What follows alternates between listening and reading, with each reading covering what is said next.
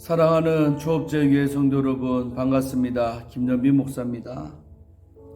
간밤에도 평안히 잘 주무셨습니까? 오늘은 2024년 3월 23일 토요일 아침입니다.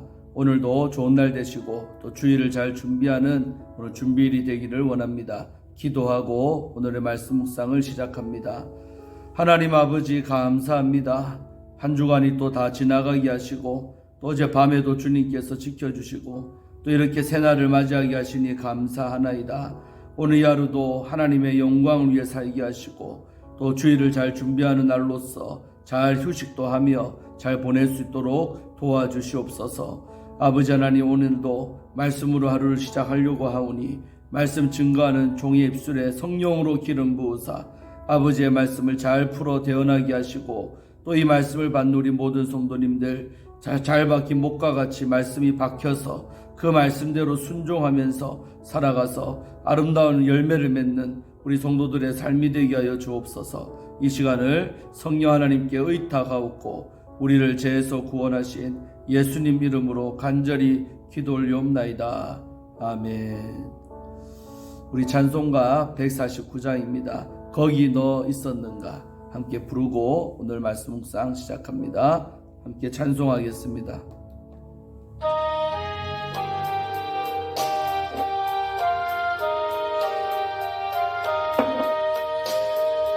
거기 너 있었는가 그때에 주님 그 십자가에 달릴 때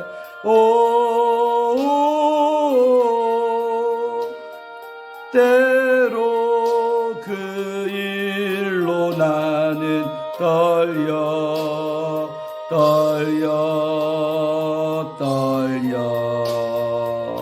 거기 너 있었는가 그때에 거기 너 있었는가 그때에 주님 그 나무 위에 달릴 때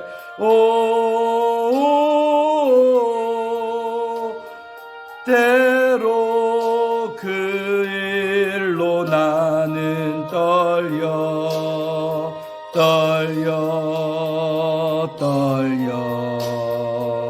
거기 너 있었는가 그때에 거기 너 있었는가 그때에 해가 그 밝은 빛을 잃을 때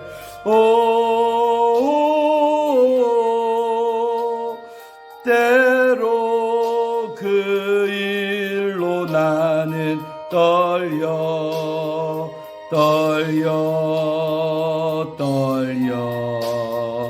거기 너 있었는가 그때에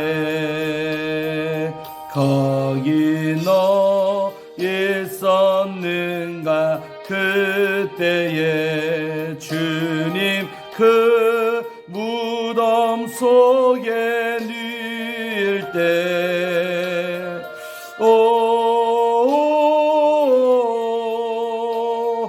때로 그 일로 나는 떨려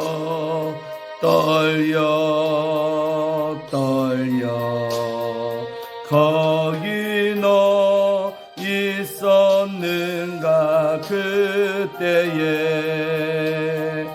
거기 너 있었는가 그때에 주님 그 무덤에서 나올 때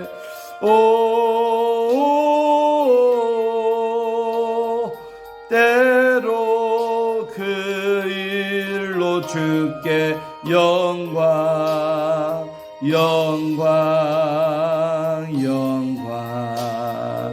거기 너 있었는가 그때에. 아멘. 사랑하는 성도 여러분, 주님이 십자가를 지는 그 현장 가운데 우리가 있기를 원합니다. 그리하여서 날마다 십자가를 지는 우리의 복된 삶이 되기를 주의 이름으로 축원드리겠습니다. 자, 오늘 함께 우리 말씀 묵상하실 본문은 우리 사무엘하 14장입니다. 1절부터 오늘 11절까지의 말씀을 함께 우리 보도록 하겠습니다. 제가 읽어드리겠습니다. 이 말씀은 하나님의 말씀입니다. 스루야의 아들 요압이 왕의 마음이 압살롬에게로 향하는 줄 알고 드고아의 사람을 보내 거기서 지혜로운 여인 하나를 데려다가 그에게 이르되 청하건대 너는 상주가 된 것처럼 상복을 입고 기름을 바르지 말고 죽은 사람을 위하여 오래 슬퍼하는 여인같이 하고 왕께 들어가서 그에게 이러이러하게 말하라고 요압이 그의 입에 할 말을 넣어주니라. 드고아 여인이 왕께 아랠 때에 얼굴을 땅에 대고 엎드려 이르되 왕이여 도우소서 하니 왕이 그에게 이르되 무슨 일이냐 하니라. 대답하되 나는 진정으로 과부니이다. 남편은 죽고 이 여종에게 아들 둘이 있더니 그들이 들에서 싸우나 그들을 말리는 사람이 아무도 없으므로 한 아이가 다른 아이를 쳐 죽인지라. 온 족속이 일어나서 당신의 여종 나를 핍박하여 말하기를 그의 동생을 쳐 죽인 자를 내놓으라. 우리가 그의 동생 죽인 죄를 갚아 그를 죽여 상속자 될 것까지 끊겠노라 하오니 그러한즉 그들이 내게 남아있는 숯불을 꺼서 내 남편의 이름과 시를 세상에 남겨두지 아니하겠나이다 하니 왕이 여인에게 이르되 내 집으로 가라. 내가 너를 위하여 명령을 내리리라 하는지라. 드고아 여인이 왕께 아뢰되 내 주 왕이여 그 죄는 나와 내 아버지의 집으로 돌릴 것이니 왕과 왕위는 허물이 없으리이다.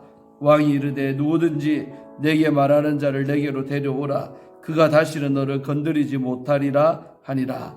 여인이 이르되 청하건대 왕은 왕의 하나님 여호와를 기억하사 원수가 없는 자가 더 죽이지 못하게 하옵소서. 내 아들을 죽일까 두렵나이다 하니 왕이 이르되 여호와께서 살아계심을 두고 맹세하노니 내 아들의 머리카락 하나도 땅에 떨어지지 아니하리라 하니라. 아멘. 사랑하는 성도 여러분, 이제 오늘 14장이 이제 시작됐습니다. 이제 압살롬이 멀리 이제 암논을 죽이고 사고를 친 다음에 두려워서 이제 저 멀리 외가댁인 정말 그 구스랑 달메에게로 이렇게 간 지가 3년이랍니다. 그리고 3년한 시간 속에 이제 암논이 죽었고 또 그 아들을 보고 싶은 마음이 또 다윗의 마음에 간절하게 생긴 것입니다. 압살롬도 사랑하는 내 자식이기 때문에 여러분, 우리가 자식이 사고 친다고 그 자식을 평생도록 미워합니까? 사고 친 거는 친 거지만 또 시간이 지나면 그 잘못 살한 아들도 내 아들이기 때문에 당연히 보고 싶은 마음이 부모에게 드는 게 정상이겠지요. 그래서 오늘 이 압살롬도 정말 이제 그 아버지 떠나간 지가 3년이니까 다윗도 압살롬을 보고 싶은 마음이 간절했다는 것이죠. 근데 이제 이런 마음을 누가 알고 있었느냐? 물론 사람이라면 다 알았겠지만 특별히 이제 왕의 측근인 스루야의 아들 장남인 요압 대장군이 이런 이제 다윗의 마음을 알고 있는 거죠. 1절에 보면 스루야의 아들 요압이 왕의 마음에 다윗의 마음이 압살롬에게로 향하는 줄을 알고 한마디로 보고 싶은 마음이 간절한 줄을 캐치한 거죠. 그래서 내가 빨리 이제 압살롬을 복귀시켜야겠다, 보게 만들어줘야겠다 라고 생각을 했던 거죠. 자, 그런데 이제 여기서 쓰는 방법이, 그러면 요압 자신이 대놓고 들어가서 왕한테 바로 말할 수도 있잖아요. 근데 이제 이렇게 직접적으로 말하는 방법을 쓰지 않고 이제 돌려서 다윗 스스로가 깨닫고 또 스스로가 행할 수 있도록 하는 거죠. 저는 오늘 이 장면에서 보면 참 이런 방법도 좋다고 생각합니다. 그래서 우리가 인생 살다 보면 내가 말할 수도 있죠.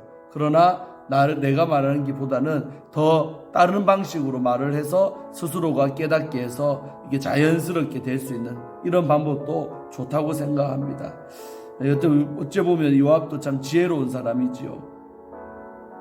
자, 그래서 요압이 쓴 방법이 뭐냐? 사람 하나를 배수를 하는 겁니다. 가짜 사람을. 그래서 드고아의 사람을 보내서 전가를 보내갖고 지혜로운 여인 하나를 찾아봐라. 대상을 물색하는 거죠. 지혜가 있는 여자 하나를 찾아와서 데리고 왔습니다. 그리고 그에게 요압이 이렇게 말하는 거예요. 너는 상주가 된 것처럼, 그러니까 상주가 아닌데 쇼죠. 상주가 아닌데 상주 된 것처럼 상복을 입고 또 머리에 기름도 바르지 말고 죽은 사람을 위하여 오래 슬퍼하는 여인같이 변장을 좀 해라. 그렇게 꾸미라는 거죠. 사람 잃어서 오랫동안 슬퍼하는 여자처럼 보이게끔 해라. 그러고 이제 다윗을 찾아가라는 거죠. 왕께 들어가서 그에게 이러이러하게 말하라고 요압이 그의 입에 할 말을 넣어줬다. 한마디로 자기 할 말을 드고와 이 여자를 찾아갔고 지혜로운 여자한테 자, 다음과 같이 왕한테 말해라 하면서 요압의 자기 생각인데 이거를 이 여인한테 자기 사정인 것처럼 말해라고 이렇게 전가를 넣어준 거죠. 그러니까 이 여자는 허수아비입니다. 그래서 여자한테 이렇게 할 말을 넣어줬다는 거죠. 자, 그런 다음에 4절부터 보면 이제 실질적으로 이 드고와 여인이 이제 왕 앞에 찾아갑니다. 왕께 아랠 때에 얼굴을 땅에 대고 엎드려 이르되 왕이여 도우소서. 아주 불쌍한 척하면서 왕 앞에 넙죽 엎드려가지고 왕이여 도와주시옵소서 이렇게 말했다는 거죠. 도와달라고. 그러니까 이제 백성이 한 여자가 찾아와서 도와달라고 하니까 물어보자니 왕이 그에게 이르되 무슨 일이냐, 뭐 때문에 도와달라고 하느냐 이렇게 물어봤어요. 그랬더니 이제 자기 사정을 다 얘기하는 거죠. 대답하되 나는 진정으로 과부니이다. 난 진짜로 과부입니다. 남편은 죽었고 그 다음에 이 여종에게 아들 둘이 있었는데 이 둘이 들에서 서로 싸움이 났어요. 그런데 싸우다가 아무도 말리는 사람이 없어갖고 하나들이 다른 아들을 세상에 쳐서 죽여버렸다는 거예요. 살인자가 됐다는 겁니다. 자, 이까지 들었을 때 다윗이 이까지 딱 들으니까 다윗도 여러분 사람 어떤 얘기를 들으면 또 내 생각이 있기 때문에 떠오르잖아요. 그러니까 이 요압이 쓴 방법이 뭡니까? 다른 사람의 얘기를 듣게 해서 내 일이 생각나도록 이렇게 하는 방법이죠. 그러니까 아들 둘이 싸우다가 하나들이 죽였다? 그게 누구의 이야기입니까? 자기 집안의 얘기 아닙니까? 그래서 압살롬이 암논이라는 아들을 죽였지 않습니까? 금방 그 생각이 났겠죠. 다윗도 계속 얘기를 듣고 있는 거예요. 말리는 사람이 없어서 하나들을 쳐 죽였는데 그 다음에 이 지파 속한 모든 족속이요 벌떼처럼 일어나서 이 어미한테 당신의 여종에게 나를 핍박하여 말하기를 이렇게 말했다는 거죠. 그의 동생을 쳐 죽인 자를 내놔라. 한마디로 그 살인자가 된 아들을 우리한테 넘겨라. 내놔라. 그러면서 우리가 그의 동생 죽인 죄를 갚아 그를 죽여 상속자 될 것까지 끊겠노라. 한마디로 동생을 죽인 그 아들까지도 온 지파 사람들이 일어나서 죽이겠다고 난리다 이 말입니다. 상속자가 될 것까지 끊어버리겠다고. 살아있으면 상속자가 되니까 죽여버리겠노라고. 그렇게 온 지파가 들끓었다는 거죠. 나를 괴롭힌다는 거죠. 그러한즉 그들이 내게 남아있는 숯불을 꺼서 내 남편의 이름과 씨를 세상에 남겨두지 아니하겠나이다 하니 그 여자의 생각이죠. 그러니까 내게 남아있는 숯불이 그 아들을 살인자가 된 그 아들을 이렇게 표현한 거죠. 내게 남아있는 숯불. 그 숯불마저 꺼버리려고 한다는 것이죠. 그러면서 내게 내 남편의 이름과 씨를 세상에 남겨주니 대가 끊어지는 거죠. 그러면 맞죠? 내 남편의 이름과 씨를 세상에 남겨두지 아니하도록 그들이 이렇게 압박을 하고 있다는 이게 자기의 고통받는 사정이라는 것을 왕한테 이제 쏟아내는 거죠. 이까지 얘기하니까 8절에서 왕이 여인에게 이렇게 말합니다. 내 집으로 돌아가라. 내가 너를 위하여 명령을 하나 내리리라. 한마디로 네가 봉변당하지 않도록 내가 어명을 하나 내릴게. 왕이 명령을 하나 내릴 것이다. 이렇게 말하는 거예요. 자, 그러니까 9절에 이 여인이 이렇게 말해요. 드고와 여인이 왕께 아뢰되 내 주 왕이여 그 죄는 나와 내 아버지의 집으로 돌릴 것이니 왕과 왕위는 허물이 없으리이다. 한마디로 제가 다 책임지겠습니다. 왕한테는 아무 잘못이 없습니다. 그래서 감사하다는 표현이죠. 내 주 왕이여 그 죄는 나와 내 아버지의 집으로 돌릴 것이니 우리 가문이 책임지겠습니다. 그 명령 내주시면 감사하다는 거죠. 그래서 왕이 이르되 누구든지 네게 말하는 자를 내게로 데려오라. 그가 다시 너를 건드리지 못하리라. 한마디 너를 핍박하던 그 가문 사람 누구라도 데려오면 건들지 못하도록 내가 해줄게. 너를 건드리지 못하도록 그렇게 경고하겠다는 것이죠. 배경이 되겠다는 겁니다. 왕이 오탈이라는. 그러니까 여인이 이제 11절에 이렇게 말하죠. 여인이 이르되 청하건대 왕은 왕이 하나님 여호와를 기억하사 내가 요청을 합니다. 왕이시여 하면서 다윗 왕은 왕의 하나님 여호와를 기억하사 원수가 없는 자가 더 죽이지 못하게 하옵소서. 그러니까 원수가 풀려고 또 다른 사람이 희생되지 않도록 그렇게 해달라고 부탁하는 거죠. 하옵소서. 더 죽이지 못하게 하옵소서. 내 아들을 죽일까 두렵나이다. 내 아들마저도, 그 살인자가 된 그 아들마저도 죽을까 내가 두렵습니다 라고 말한 거죠. 하니 왕이 이르되, 다윗이 답변하는 거죠. 왕이 이르되 여호와께서 살아계심을 두고 맹세하노니 네 아들의 머리카락 하나도 땅에 떨어지지 아니할 거다. 네 아들 절대 죽지 않을 거니까 내가 하나님의 이름으로 맹세할게. 그러면서 이제 이 여인을 안심시키는 장면까지 오늘 보았습니다. 더 뒤에까지 보려다가 양이 많기 때문에 또 내일 아침에 또 하면 되겠습니다. 자, 오늘 이 이야기는 뭡니까? 물론 이제 요압이 여인의 말에 지어진 말이지만서도 오늘 이 이야기를 통해 다윗이 스스로 깨닫도록 하려고 오늘 이런 쇼를 벌이고 있는 장면을 보는 것입니다. 그래서 오늘 이런 장면 보니까 어디가 생각납니까? 12장에서 보면 밧세바와 다윗이 간음한 다음에 그 나단도 다윗을 깨닫게 하려고 썼던 방법이 비유였죠. 어떤 집안에 이러면서, 맞죠? 그 부자와 가난한 사람 얘기하면서 다윗이 깨닫도록 했잖아요. 그런 방식으로 이번엔 또 요압이 왕을 깨닫게 해주려고 이렇게 이야기를 지어서 여인을 통해서 자연스럽게 상소하는 것처럼 하지만 이 이야기를 듣고 있으면 다윗 입장에서는 이게 그 집안에 일어난 일이라고 하는데 그러면서 동시에 우리 집의 이야기 아닙니까? 우리 집에도 지금 한 아들이 압살롬이 암논을 죽이고 지금 저 멀리 도망간 지가 3년입니다. 그 생각이 나는 거죠. 그러면서 자연스럽게 다윗이 스스로 압살롬을 돌아오라고 이렇게 하게 하려고 요압이 했던 것이죠. 그래서 오늘 저는 이제 이 본문을 보면서 우리가 무엇을 깨닫느냐, 아주 대화의 말의 지혜를 우리는 봅니다. 요압도 참 지혜로운 사람이죠. 그러니까 직접적인 방법도 좋지만 돌러서 이렇게 비유를 통해서 다른 사람 이야기를 들려줌으로 본인이 깨닫도록, 아주 좋은 방식이라 생각됩니다.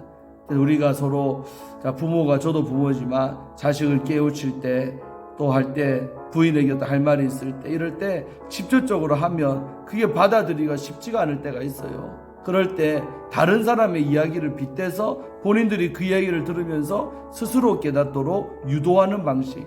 그러면 상처도 안 받고 또 스스로가 결단하게 되니까 후회함이 없고 그렇게 되는 것이죠. 저는 오늘 그런 부분에 좀 주목을 해보았습니다. 여러분도 오늘 토요일인데 정말 한 주를 잘 마무리하면서 정말 우리 삶에 적용하기를 원합니다. 우리의 대화법을 돌아보기를 원합니다. 지적적으로 말하는 것도 잘하는 것일 수 있지만 때로는 돌려서 스스로가 결단하게 만드는 그런 방법도 지혜로운 방법일 줄로 믿습니다. 오늘 하루도 잘 지내시고, 특별히 내일은 이제 종료주일입니다. 우리의 마지막 이제 사순절 마지막 주간이 시작됩니다. 그래서 오늘도 잘 보내시고 내일 종료주일도 잘 맞이할 수 있도록 우리가 오늘도 잘 보내야 될 줄로 믿습니다. 잘 지내시기를 바랍니다. 기도하고 오늘 마치겠습니다. 하나님 아버지 감사합니다. 오늘도 이렇게 아버지의 말씀으로 하루를 시작하게 하시니 감사합니다. 오늘 요압이 다윗을 깨닫게 하려고 오늘 이 두고와 여인을 이용해서 정말 이 한 이야기를 또 들려주게 했습니다. 아버지 하나님, 우리도 참으로 살아가면서 그 사람을 일깨우고 또 이렇게 생각의 전환을 가져와야 되고 또 행동을 결단시켜야 될 때가 있는데, 정말 그리할 때 우리가 참으로 요압 같은 이런 방법도 참으로 지혜로운 방법인 줄로 믿사오니, 정말 직접적으로 말할 때 때로는 상처받고 때로는 그것이 힘들어질 수 있는데 이렇게 돌아가는 방법도 있습니다. 우리에게도 말의 지혜가 있게 하셔서 정말 서로가 서로 간에 상처가 되지 않고 그러면서도 또 스스로가 깨달아서 아름다운 결단을 할 수 있도록 도와주는 그런 아름다운 정말 대화의 지혜가 있기를 원합니다. 말의 지혜가 있기를 원합니다. 언어의 지혜가 있기를 원합니다. 참으로 우리에게 지혜를 주셔서 오늘 한 날도 서로가 서로를 뜨겁게 사랑하는 그런 한 날 될 줄로 믿습니다. 영광 받아 주옵소서. 감사드리고 예수님의 이름으로 축복하며 간절히 기도 올리옵나이다. 아멘. 사랑하는 성도 여러분, 오늘도 승리하시고 잘 지내시고 내일 종료주일입니다. 주일날 또 뵙도록 하겠습니다. 샬롬.